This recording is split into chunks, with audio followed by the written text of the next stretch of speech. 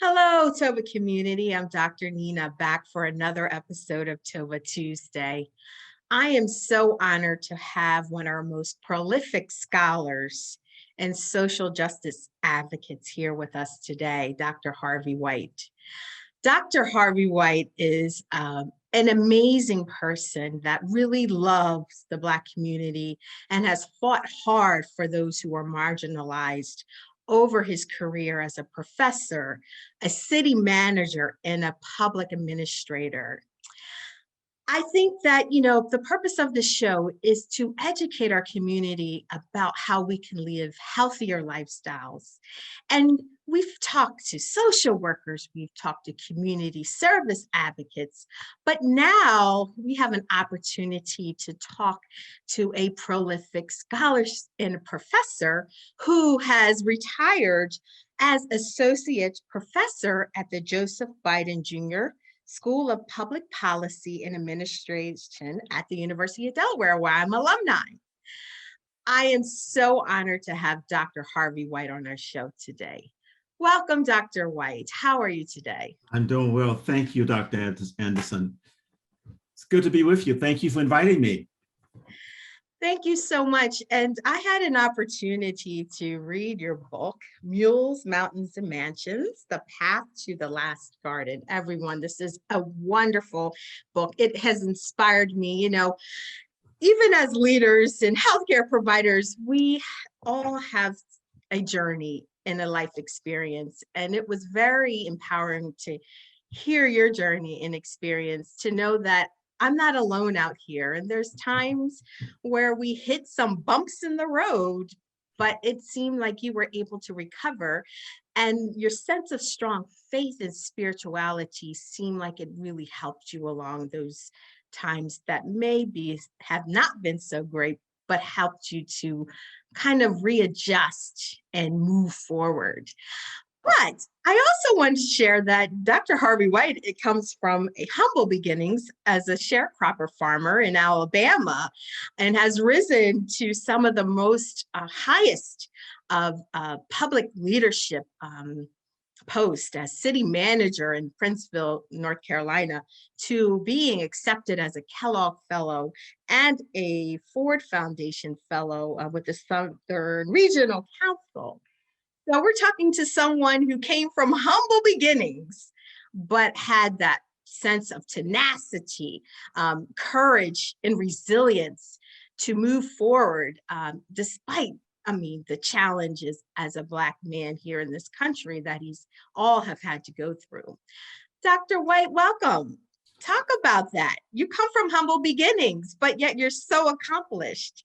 Well, thank you. I am still affiliated with the University of Delaware as an affiliate professor, and I was the associate director. I retired officially from the University of Pittsburgh in 2014.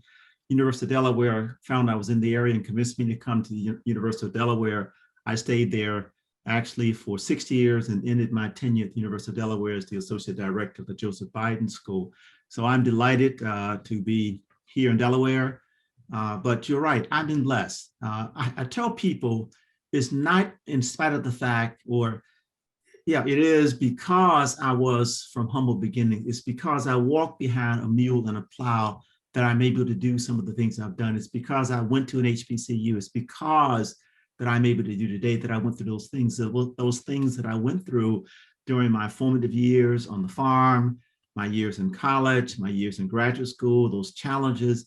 Those are the things that have enabled me to actually do some of the things I do today. My management experience on the farm actually helped me. Getting up at 4 in the morning. Exactly. 4 o'clock in the morning, yes. Sun up before sun up, and the sun was down before my day was finished. But having to take responsibilities for the family at 16, 17 years old when my father became ill, all of the experiences actually strengthened me. To say I wish others would go through that, no, but I don't regret the fact that I experienced them, and I think they may help to make me a better person and help me to become the man that I am today. Thank you so much for that. And I also want to share with the community, I'm sharing the screen now, Dr. White. that you graduated from a HBCU, North Carolina Central University, but received your PhD at the University of North Carolina, Chapel Hill. You're also the founder, director, and visionary for the Gulf Coast Center for Healthy Communities. And from reading your book, you are a premier what it means to be a social justice advocate. You are very strong with your convictions, you never waver, and you fight for those who may not have a voice. And you have done that over all your career. So I want you to share that. You are also a person of strong faith and spirituality. You are a member of Bethel AME Church in Wilmington, Delaware. You have risen to some of the highest levels in government as a city manager, university administrative positions. You also have worked with youth programs, community development, director of urban and regional planning. Also, for those who are interested in purchasing Dr. Harvey White's book, you can go to www.lulu.com. Dr. White, talk about some of your accomplishments. You come from humble beginnings again. You went to an HBCU.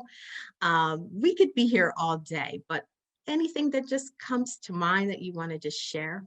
Well, let me start off by saying I'm blessed, and I like to think I'm modest. I don't like to brag, but I thank God for all the people that have been placed in my life. I thank God for you. We've had some relations in the past, and early in my tenure here, we came across each other. I think hopefully we were enriched each other's lives, but I think that's part of what has happened much in my life. God has put people in my life to kind of inspire me, to encourage me, and to support me. So if I think back to my time in high school, and I grew up loving America, but there was a time that I became a very angry young man. I became very bitter when I saw the Birmingham bombing where little girls were killed in a church bombing, when I saw Medgar Evers and other people being killed, Martin Luther King. It made my heart bitter. And I thank God that he has transformed me out of that, and understand that one of the worst things you can do is fill yourself with hate and crowd out the love. So I think I have love for humanity in me now. But that was a part of me when I went to college. I became determined that I was going to be an instrument for change, that I was going to stand up. And I met professors of all races and creeds while I was in college, who actually encouraged me. One professor was a German professor who left Germany, Nazi Germany, and couldn't get a job any place in America except at an HBCU. Wow. And about how important it is for us to stand up and make sure that never happens in this country. So his story is a part of my story. I'm a part of his legacy that he's inspired me, as were my basketball coach, who told me that there may be some things that you don't know, but there's nothing you can't learn.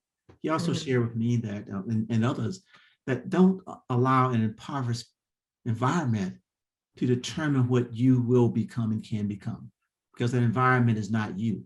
You're the environment, but it's not you. And so those are the kinds of things that inspired me very early on. In college, I met some very bright scholars who talked about the book Conscientiousness and the Crewman, how people of African descent around the world have to work together to solve problems collectively.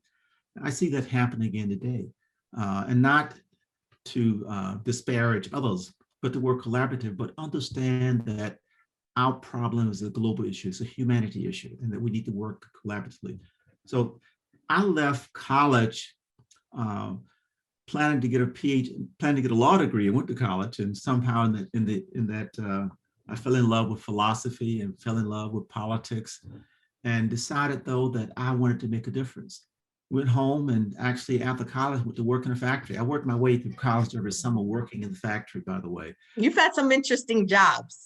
Besides farming, working in the factory, youth advocate director, you've done it all. I've loved them all. Work is something that I think is important. Right now, I work in the yard. I love going out, building things. And so Now, I think work is part of the human spirit and what we should be doing. But I worked in that factory for a few months because I had in college had been a leader. I'd been head of the regional student youth organization Black Unity, or student government president. I was always giving speeches, always involved in protests, trying to protect people, trying to bring about social change. I left college burnt out. And I was very much involved, again, as you point out, I think in the commitment for social justice. But back then, I was commitment to a movement. And I saw some things in that movement that I didn't like, and I discussed those in the book. Probably don't have time to go through all of those, but I left that movement to understand that there's something broader than any one individual, any one organization. That's social justice, that's human rights. So I think my emphasis changed. I think God positioned people in my life to help me to look beyond just a mere race focus, but to look at a human focus. Not that I don't still understand the need to fight for the rights of African Americans, and I do, the Black community, but I also understand that our rights are not exclusive, that it's not just us, that there are other people out there as well, that as we improve things for ourselves, we're also improving things for others. And that becomes very important for us to understand that we need to create an environment that all human beings are created in a fashion they can thrive and become the very best that they can be. But from college to city management, I was 23, one of the youngest city managers in America, 23. Everybody. Imagine that, 23 telling someone to do, running a city.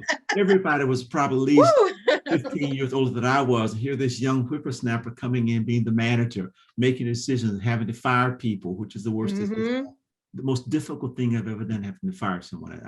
I tell young public administrators today that is the most difficult decision. But if you have to do it, you have to do it for the organization. And so went through those, got fired. And again, it wasn't a pleasant situation, but I went back to speak in Princeville, and the mayor who orchestrated my firing stood up after a speech and said, "I'm proud of that boy. That's a wonderful speech. Do you hear what he's done, what he's accomplished? And I made it possible because I fired him." And he was, in one sense, he was right, because if I had stayed there in that historically Black town and worked, I would have never gone back to graduate school, would have never gotten the master's, the PhD, would have never become a professor, would have never been one of the founders of the environmental justice movement.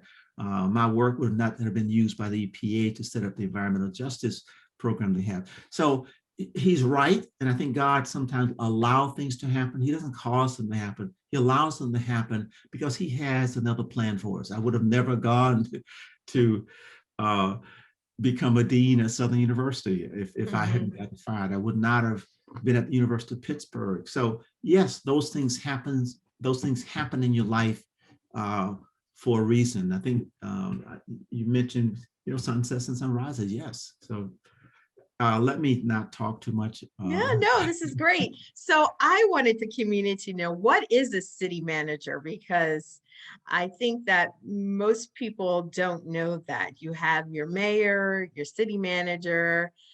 These are very key positions for a city to run. But talk about your role as a city manager and the responsibility that you have, and the great things that you were able to do to make it sustainable, because it was in a financial crisis as well. Yes. Well, without giving too much detail, because we don't have time, you have different types of governments. You have a council manager form of government, a commission form of government, and the mayor council form of government. The city manager form of government is where the city manager is the chief executive officer, and the mayor's role is ceremonial when you have a city manager.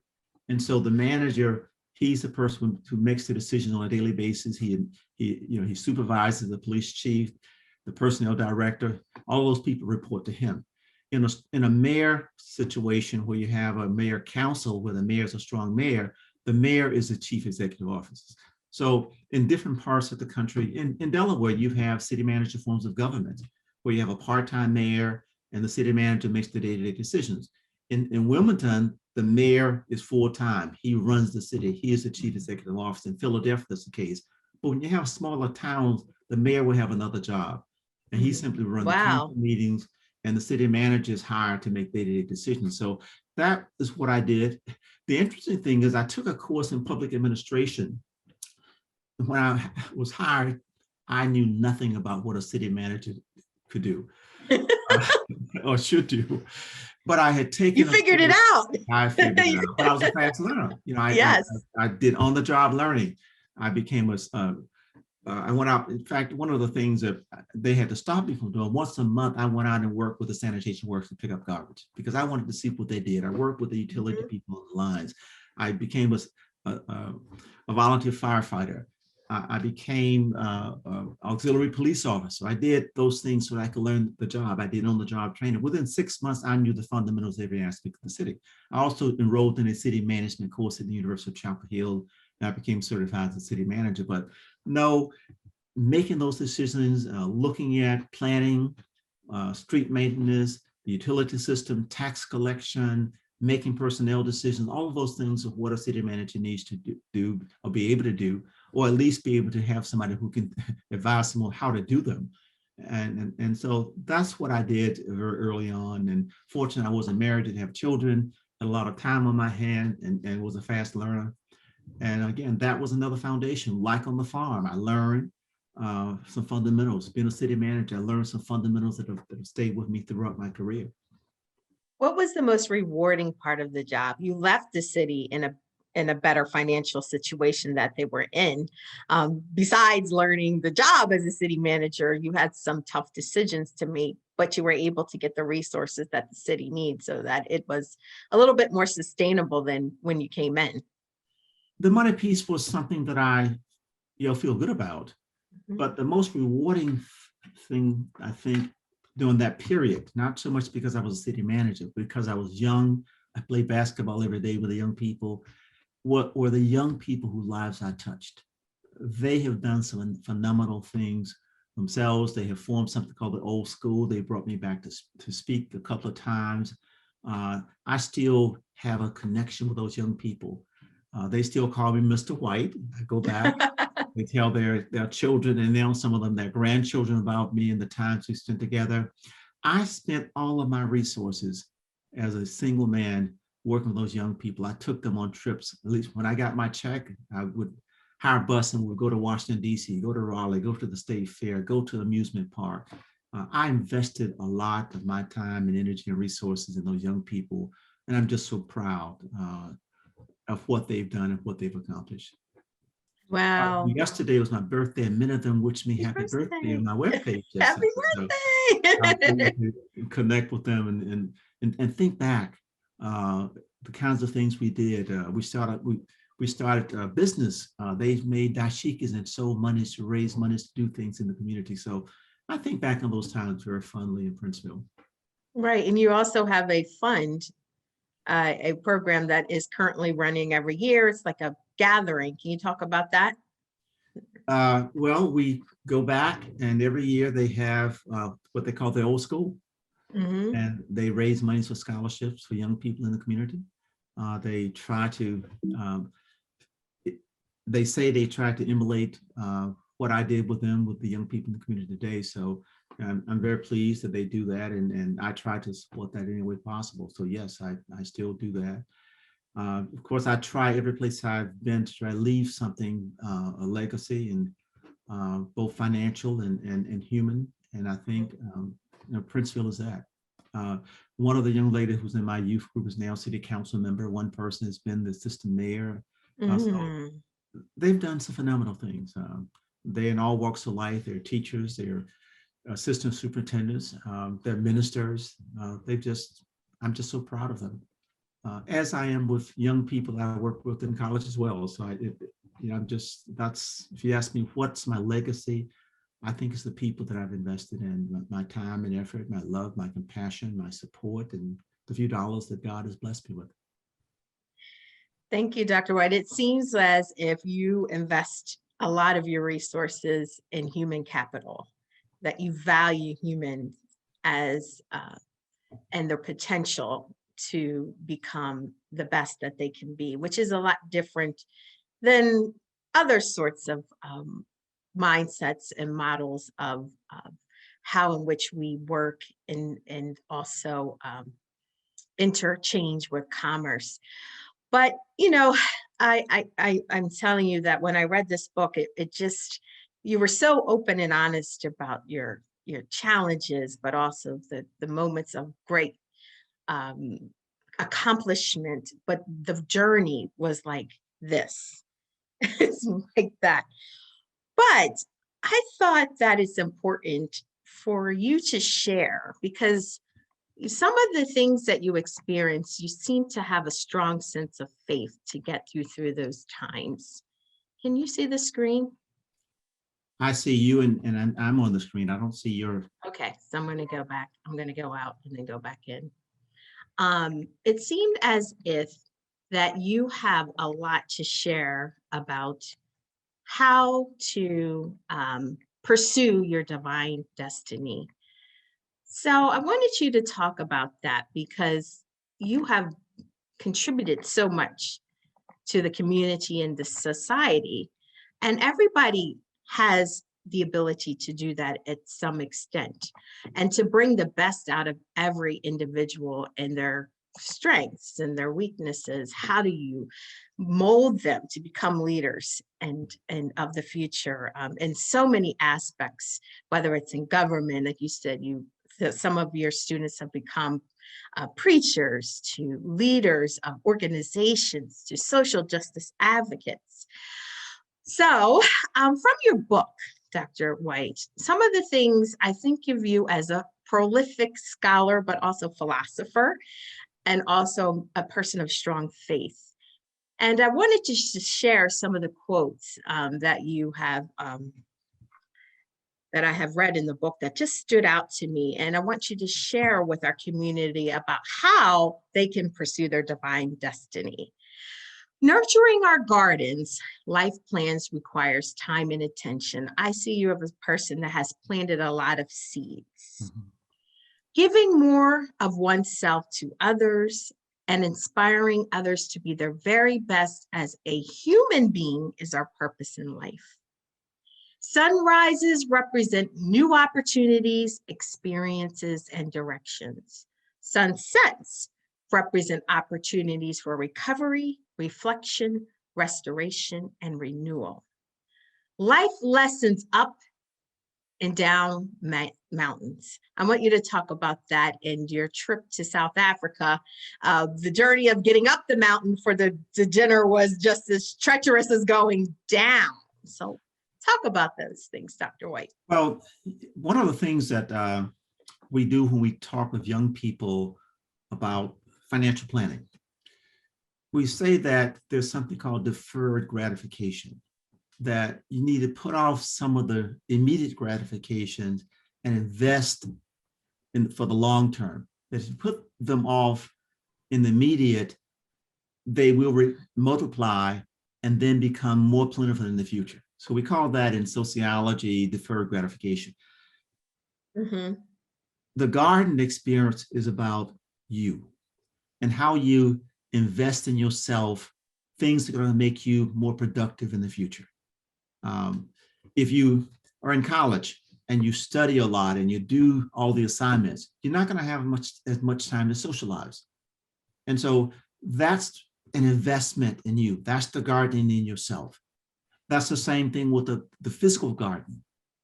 You have to do the hard work in the tough times. In the spring, when it's time to till the soil, you have to go out and till the soil. You've got to go out then and make the rows and fertilize and plant the vegetables or the fruits. And then throughout the spring and early summer, you have to make sure you till the soil and make sure they're aerated, you weed them. That's putting the work in during the time that's important. The same thing in our lives. We can't start off a career and live like we have a fortune unless you inherited your millions of dollars. You have to put the time in yourself and your career so that when you get to the point later in your life, when you have a family or you want to retire, you have those resources, you can do that. So put the time in that's needed early on to develop yourself and your career. That's important. If I recall the second one, because your slide is not up anymore, I I can jump around, but I can start Uh-huh. down and work my way back up. One of Yes. the You things got that, that? See well, it? I'll go systematically then, Yes. since you have it back up. But Mm-hmm. giving oneself to others, inspiring others to be the very best they can be. Uh, Physicist that I'm very fond of wrote. He said that the purpose of human being is consciousness, and the purpose of consciousness is creating. And that if we don't create something, are we really conscious? That there ought to be some evidence that we've lived. And so for me, as someone who believes in humanity, for me, that creation is creating something in other people, putting a spark in them, supporting them, encouraging them. So that's my drive, is to help other people to be the very best they can be. You know, I feel blessed. People invested in me. From on the farm, in high school, people saw something in this country boy, saw that he had potential, took time to give me advice, to give me encouragement. My family members sacrificed to support me through college. People invested in me. And I think that if people invested in me, I have an opportunity and a responsibility to invest in others. And I tell people that I may have an opportunity to assist in any way, that you don't owe me anything except to pass it on to the next generation, somebody else. And when you're helping that other person, you're actually reflecting what I've done for you. Mm-hmm. And so that's kind of the motivation, that you just need to pass it on. And because so many people have invested so much in me, I feel a moral obligation to invest in others and pass on, because I can't take me, Harvey White, into the future. I tell my students when we're talking about jobs, sometimes there are going to be plenty of jobs because the baby boom is going to die. And I don't want to sound morbid, but I'm human. And Yes. so I can't take anything with me. I can't take money. I can't take my talents. When I cease, everything that's in me is going to cease. And I believe in the spiritual manifestation that's going to take place, but that's going to be a spiritual form. There's a lot of Harvey Whites around here. Well, that's the You're goal. not, your spirit never dies. Well, that's the goal, is put as much of me in other people as possible. Yes. And then have them put it into others. And as long as they're doing that, I will never die. So if I keep it to myself, you know, I did that, and nobody else can have it because I did it. No one else can appreciate this the way that I appreciate it. In fact, I gave a commencement address about that, about a tree. I saw that tree and it was so beautiful. It was just for me, and no one else can appreciate that tree like me. So I must take it away because it belongs to me. No, what I have in me does not belong to me. It was given to me to hold on to temporarily so that I can share. You know, I talk about mules, mountains, and mansions. I explain each one of those. At the end of the book, I talk about, we've been blessed with some fairly nice homes. But even on the farm, that house was not just meant for us. It was meant to be shared.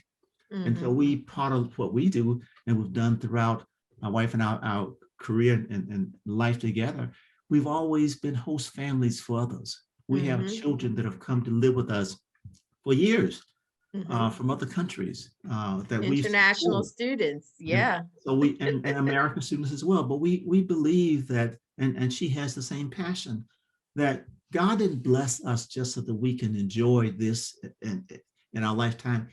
We're blessed so that we can share and be a blessing to others. So that's part of my giving of myself to others. I just feel like I have a moral obligation, a spiritual obligation, and a human obligation to do that.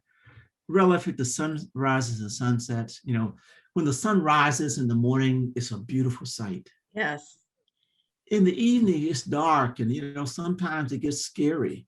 And so I use that analogy to say that we're going to have sunrise in our lives, new experiences are going to come. But for every opportunity, there's a beginning and an ending. And we don't need to take those in a negative sense. When I got fired, that was a sunset. It wasn't a pleasant thing. It was a sunset, but it was an opportunity to reflect, prepare myself, and to do something else. And so that's the whole notion of sunrises and sunsets. You know, it's the expression is, you're not a failure if you don't learn from your experiences. I've made some mistakes, and hopefully I've learned from them. So every time there's a sunrise, I'm excited. There's a new position, I'm excited. I'm going to make the very best of that opportunity that I can. But I also need to understand that at some point in time, that experience is going to end. It may end because I realize there's something else I need to be doing. It may end because people decide that I'm not the best person anymore. There could be any number of reasons, but that does not have to be the end of Harvey White's expression of himself, his opportunity to make a difference, to impact other human beings, and to be an asset to humanity. And we all need to realize that and learn and grow from those sunrises and sunsets. So yes, I believe that very passionately, and that's been a part of my life. There's always been a sunset. When we were in Mobile, I was able to create this Center for Health Communities that we can talk about. But that was based on my experiences in Pittsburgh, creating the Center for Minority Health. I had that experience there. It was a wonderful sunrise when I went to Alabama. And they said, by the way, I was a trailing spouse. You know my wife, she's a very distinguished transplant surgeon. I went as a trailing spouse. They didn't know what to do with me.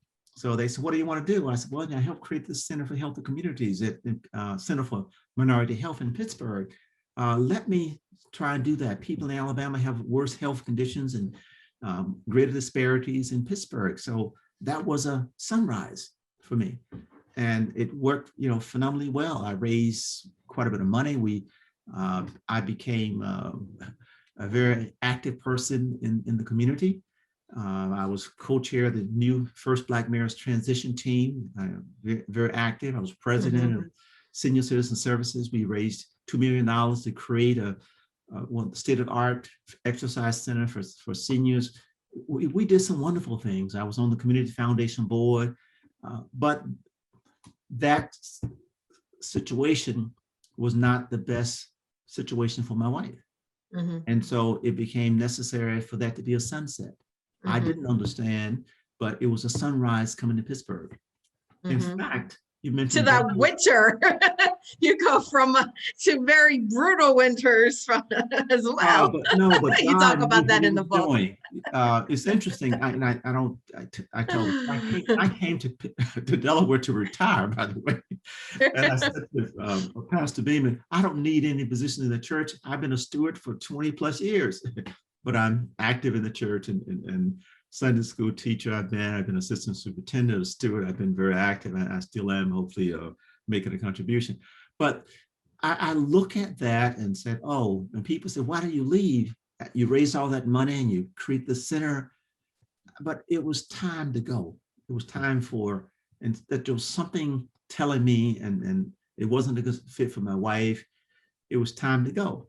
Now, this is the point that I've shared. My wife and I talk about this sometimes. We met in Pittsburgh, married in Pittsburgh, moved to Alabama, never been close to family. We have my daughters have surrogate uncles and aunts that we've created, those are extended families. But when we moved from Alabama to Delaware, we're not aware that her parents were going to transition, that my brother was going to transition, and my two sisters were going to transition, that we needed to be in a place that we could spend quality time with our loved ones during that stage of their life. Now, Alabama, it would have been impossible for her to go up to New York and spend quality time with the parents. So that we didn't realize when that sun set in Alabama, there was a sunrise here, a sunrise for her to make a difference in the community, a sunrise for me to be part of the Biden School, a sunrise for us in terms of once in this relationship for us to be close to family. She has a brother here. I have a nephew in here. So another kind of sunset that's been extremely impactful in our lives that we didn't realize, but God knew. And interestingly enough, when we were about to leave Alabama, I said to my wife, we don't know what's going to happen. I said, but we are persons of faith. We've seen what God has done. and we know what he can do, and we have to be faithful. And this has been one of the most wonderful transitions, sunrises of all, because I had a chance to spend quality time with relatives at a very crucial period in our lives that wouldn't have happened if we were in Alabama. So yes, I am a person of faith. When I joined the AME Church in Pittsburgh, an elder came up and said to me, "We're so happy to have you." And I was pretty soon appointed a steward and became one of the lay leaders in that church. But he went on to say, educated people like you usually don't need the church. Yes, I read that, and I thought that was very interesting that the pastor would say that. Well, he wasn't a pastor, he was an elder, but he was Okay. part of pastoral staff. And of course, you read it, so you know what I said. Well, and you were going through some tough times, and you felt the intervention. Oh yes, oh yes. So it was of a higher being in some tough situations that someone got you through that. And you learn. One of the things in philosophy, we talk about the teleological argument. I won't talk too much about that, but argument of design, that you can look at a stone and look at a watch, there's design. Well, I said, I want to learn more about the person who's the designer. This education can learn me about what's been created, but it doesn't tell me about the creator. So my spirituality helps me to better know the creator and my place in the creation. So that's part of my spiritual journey. And what drives me to want to know more about the creator. I can look at all these things that's been created. And by the way, with all of our knowledge and wisdom, we've not been able to replicate what God has done in the creation. We are marvelously and wonderfully made. We can't replicate that. And so I want to learn more about the person that created those things that I'm studying about. But you're right. I've had a lot of mountains in my life. I've been up and down a lot of mountains. And that's the piece that I think the last thing was on the list. One of the things that we always talk about is preparing to climb the mountains in our lives.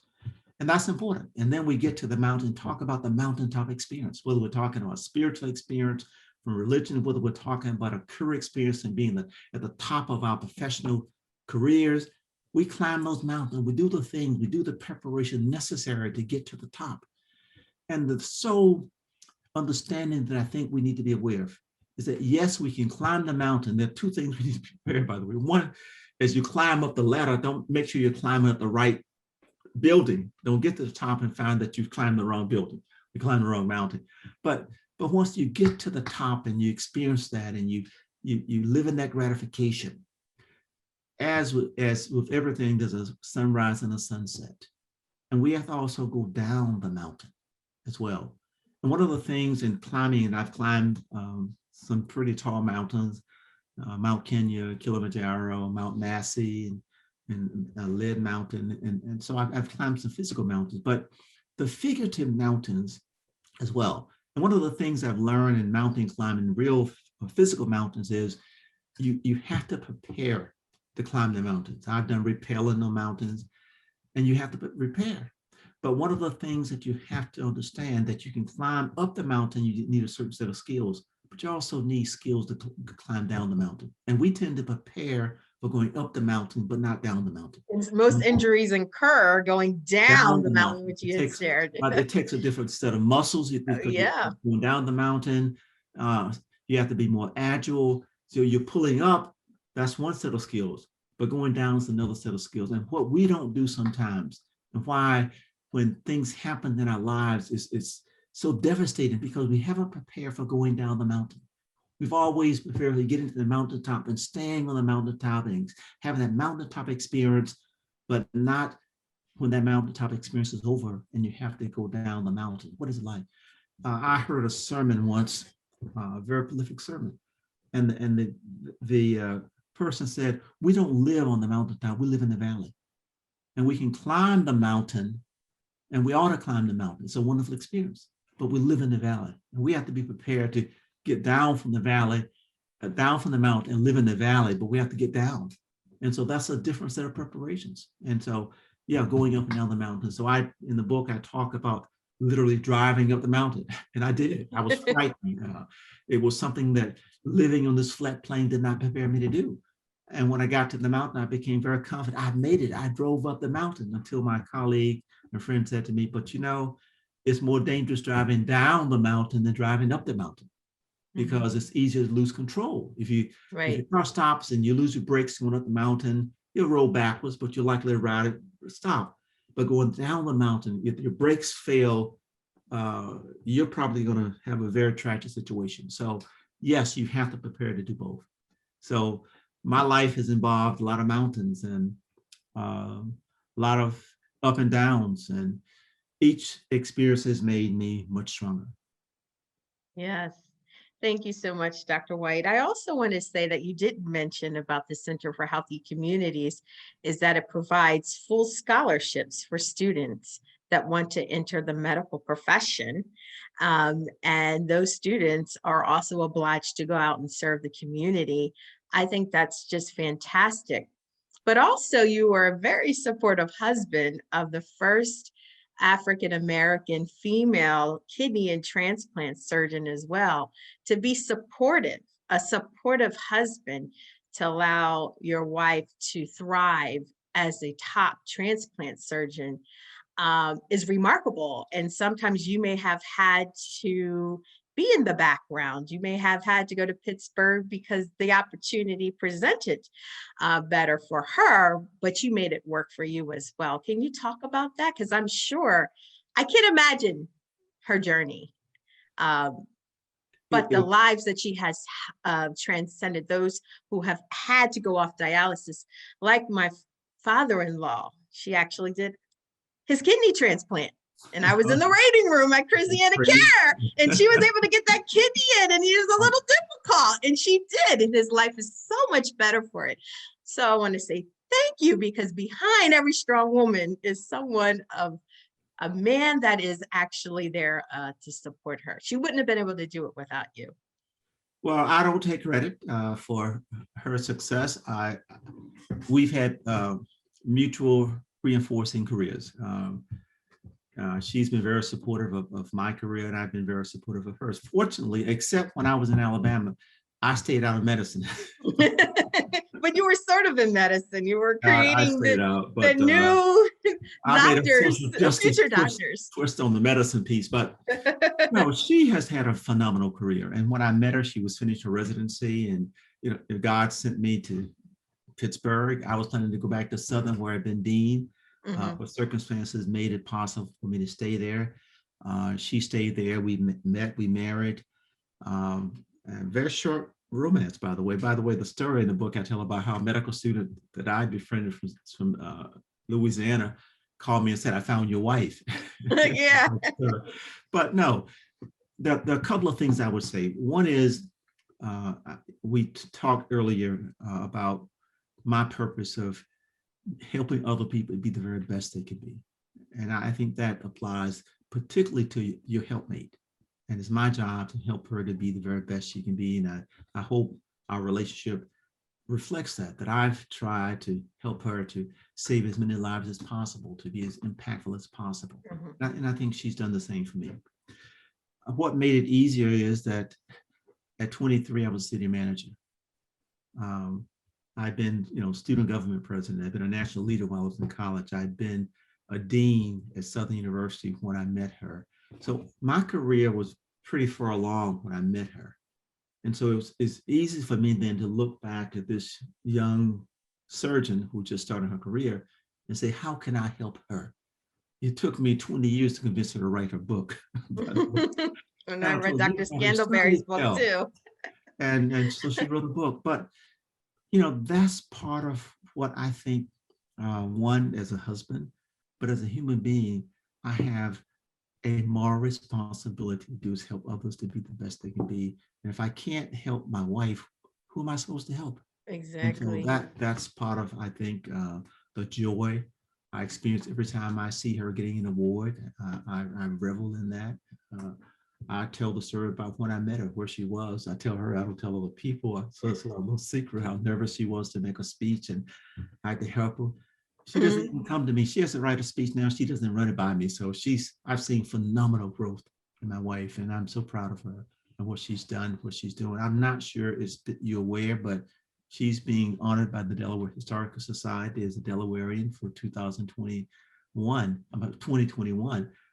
There's going to be a national celebration, a statewide celebration for her in October for that accomplishment. And I'm going to be up front helping her to celebrate because, again, I'm proud of her. I'm proud of what she's done, proud of what she's doing, what she's accomplished. I'm still proud of what she's going to do. She's transitioned out of the transplant field, but she's perhaps having a greater impact in what she's doing now than she did as a surgeon. She's become an advocate for disparities, for vaccine,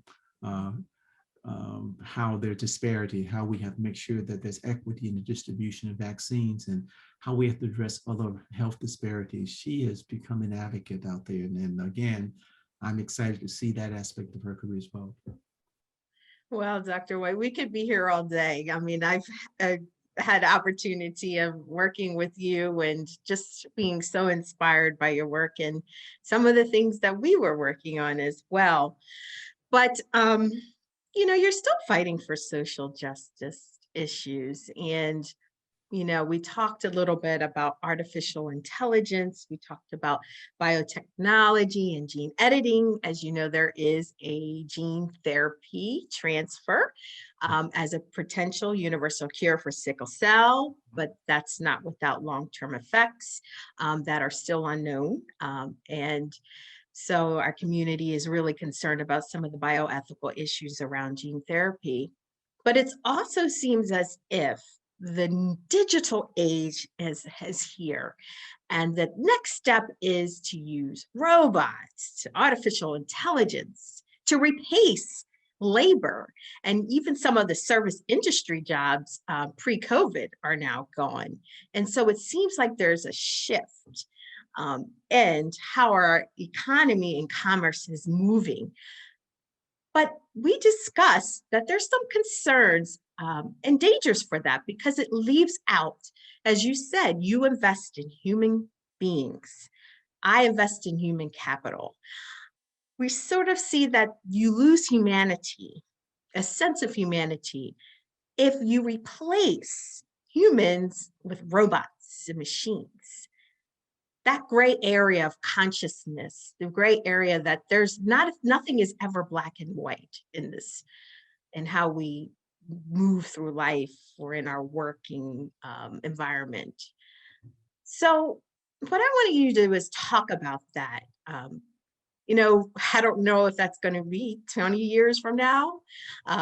It probably will, hopefully, in not when I'm still working, but if I still have a job, I could be replaced by a robot or a machine. But what do you see as the danger in that? Because we can do something does not mean we should do it. Now, I'm an advocate of artificial intelligence. I've given lectures on that in Ethiopia, Malawi, here in this country on artificial intelligence. The danger is, and I use the term human talent. I don't use the term human capital for a reason. We could talk about the difference in those two. But one of the things that, if we go back to slavery, the artists who created many of the great works of the world were able to do that because somebody else was doing the manual labor. So artificial intelligence has the capacity to liberate us from doing some of the manual labor. So there's nothing inherently wrong with that. The problem is what the danger side. It's not it could be the misuse of artificial intelligence. For example, who's going to lose the jobs? And what are we doing if we're going to lose the jobs? How are we preparing them that transition? If we simply, in fact, replace labor and allow a few people become even richer today because they don't have the labor costs that's part of most organizations, that's not in humankind best interest. That you then displace millions of people, they don't have jobs, even if you give them welfare, there's less meaning, less sense of worth. And that's what we don't want to take away from human beings. So one, we need to plan this transition. If artificial intelligence, by the way, artificial intelligence now is being used to decide who gets which operation, who doesn't get an operation. So who gets a transplant, who doesn't?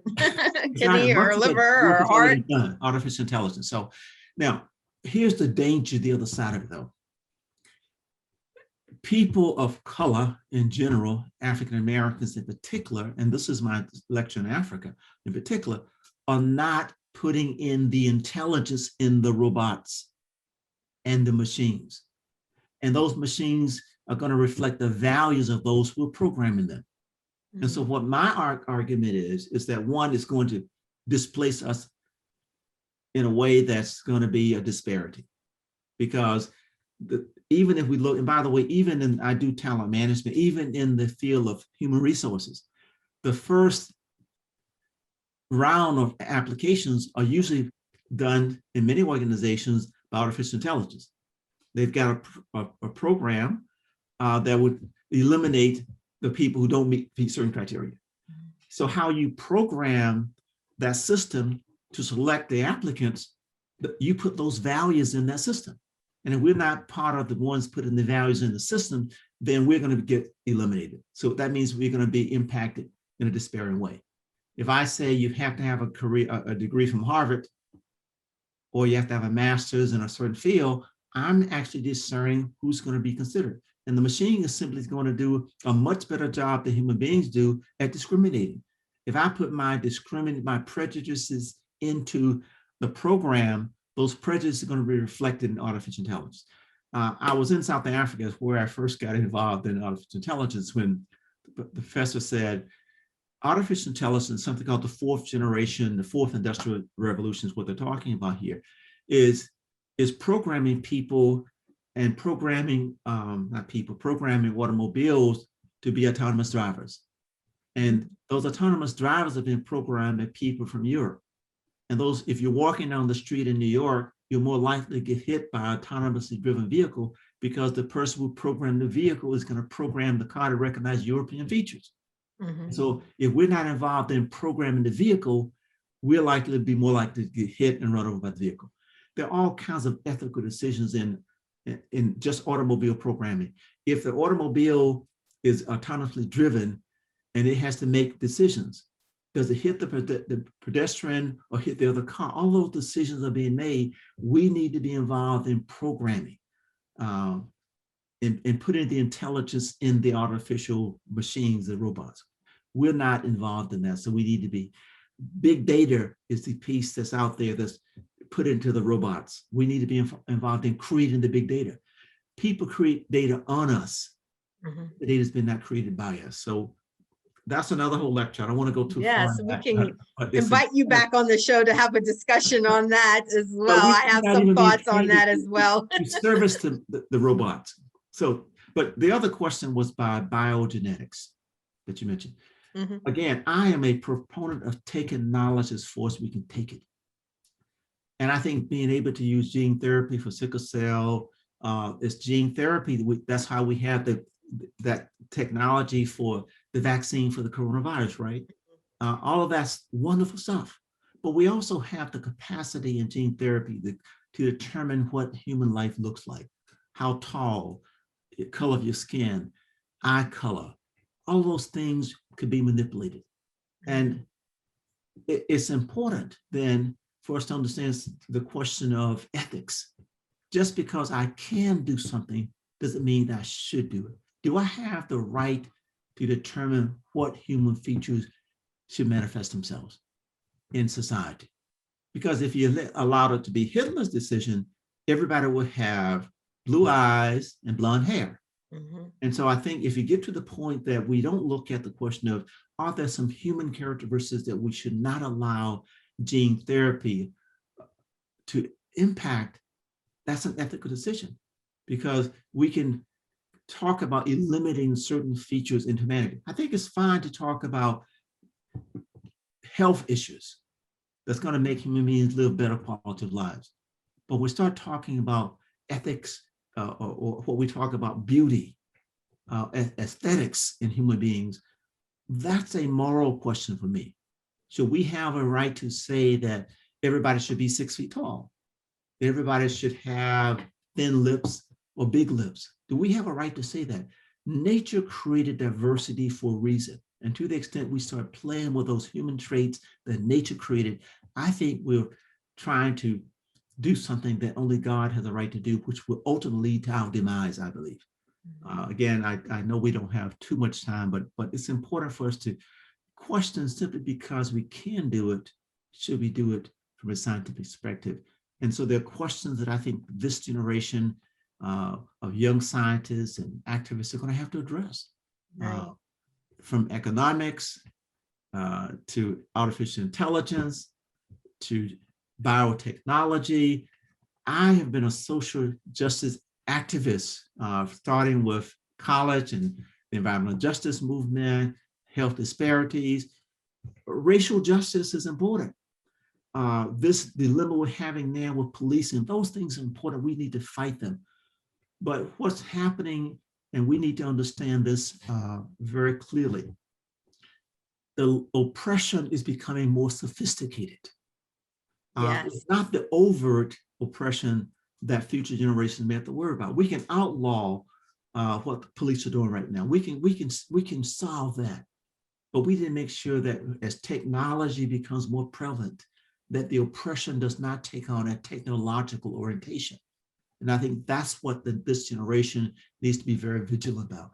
That we can talk about police brutality. Yes, Black lives do matter, but I also think that we need to focus on the technology and what it has a chance to, the capacity to do for oppressing people and discriminating against people and creating disparities even worse than we have today. Well, Dr. Harvey, we could talk for hours and hours, as Yes, you know. forgive me for being long-winded. No, this has been great. But I want to end, if for those, please go to www.lulu.com. Mules, Mountains, Mansions, the path to the last garden. I encourage you all to support Dr. White and to learn about all of the great work as he's done, but also to give you a path of how you can be the best person that you can be in your life. I want to leave Dr. White to ask you, 100 years from now, what will the world say about Dr. White? What do you want your legacy to be? Dr. King said, I want the world to say I tried to help somebody. I think that's a wonderful legacy.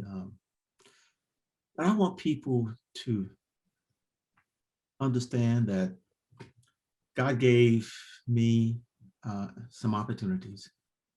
And I tried to use those opportunities, one, to make Harvey White the very best person he could be, and then to use those opportunities to make life as hospitable, as wholesome as I can for other people.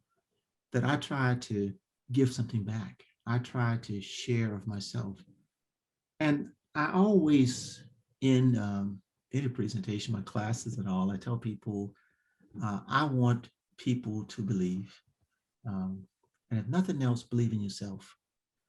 I want people to believe in other people, that they, regardless of how bad we think of Donald Trump is, believe in human beings, that we can have an impact on humanity, that we can make this place better. I want people to believe in the social contract that we have with each other.